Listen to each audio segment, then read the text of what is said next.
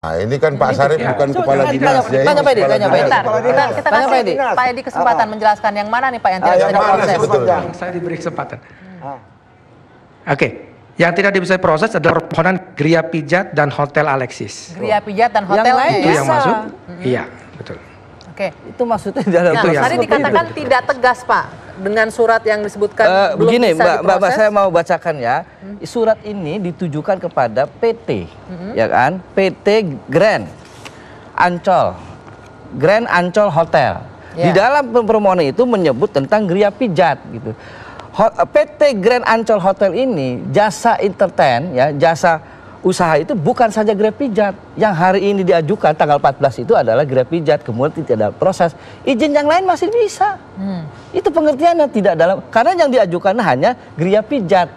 Begitu Pak. Artinya sudah cukup jelas di sana ya. Jelas sekali. Terlepas dia, kita tidak masuk ke substansinya ada kegiatan sesuatu, bukan itu ya. Tetapi lebih kepada seharusnya ada satu ketegasan. Saya tadi berulang-ulang, tegas saja. Oke, untuk yang ini bukan tidak dapat lagi belum dapat diproses. Belum loh.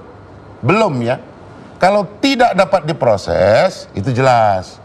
Gitu, mengandung satu makna, ini nggak mungkin lagi dibongkar-bongkar gitu. Sebentar, Pak Edi, saya ingin bertanya, ini belum dapat diproses, artinya suatu saat jika ada yang dipenuhi, bisa diproses izinnya, atau bisa diperpanjang nanti izinnya? Sekali lagi saya sampaikan, untuk permohonan Gria Pijat dan Hotel Alexis, itu sudah final, dan pihak manajemen juga sudah menerima.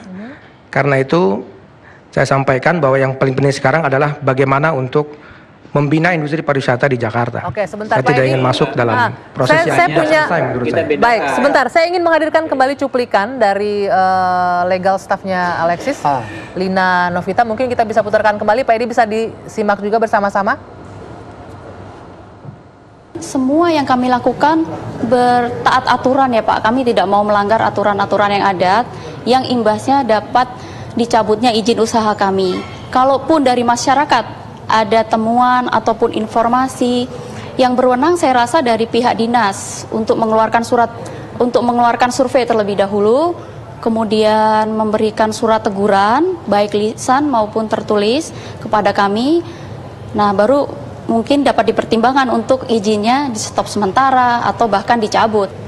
Kami di sini manajemen sangat tidak mentolerir ya Pak perilaku seperti itu. Artinya bila mana dari dinas terkait melakukan survei secara mendadak atau disebut sidak, kemudian didapati hal tersebut, itu sangat merugikan usaha ini kan, dapat berimbas pada ditutupnya usaha ini. Artinya tindakan asusila sekecil apapun sudah kami peringatkan, seperti yang ada di kamar-kamar tertera bahwa tidak dilarang berbuat asusila. Baik, Pak Edi mungkin sudah didengar tadi katanya sudah taat aturan dan harusnya mereka mengharapkan ada survei, peringatan, dan mereka juga menegaskan tidak ada tindakan asusila di sana. Mau nambahin. Boleh ya. sebentar Mas Syarif?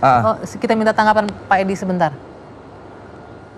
Ya, saya lebih mengacu pada poin nomor 5 dari 9 bahan press conference yang kemarin tayang di beberapa media.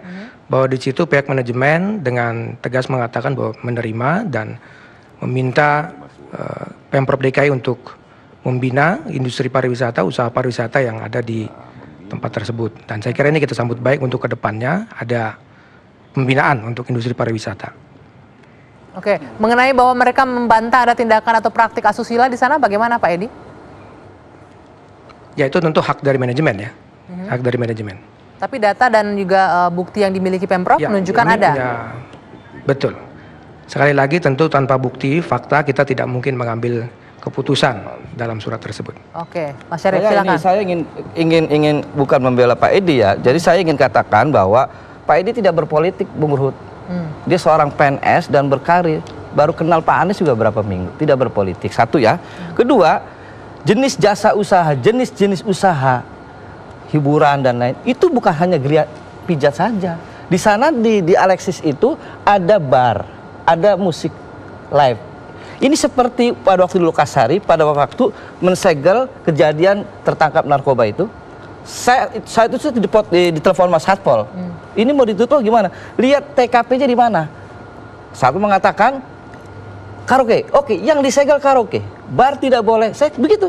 Saya bantu supaya dunia usaha tetap jalan. Ini persoalannya itu tertangkap menggunakan narkoba ya. Ini ya itulah. Itu ini biar jelas bukan dulu penindakannya. Penindakannya memang harus dipilah-pilah. Jadi saya juga ingin bertanya waktu itu kepada Pak Edi.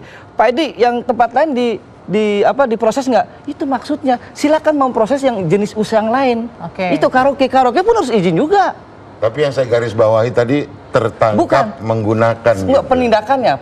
Penindakan pasca tertangkap menggunakan. Penindakannya maksud saya dipilah-pilah. Nah itu kan harus ada satu di Alexis bukti. Itu Bung Bestari, di Alexis itu juga ada karaoke. Ini mungkin Alexis ini salah paham juga. Salah paham pengertiannya, mestinya karaoke pun tetap jalan. Itu maksudnya. Yang ingin dijelaskan oleh Pak Edi adalah Geria Pijat dan hotel. Yang karaoke tetap jalan. Saya ikut jalan pikiran dia. Namanya tetap Alexis. Nah itu, itu satu. Saya mau tanya dulu.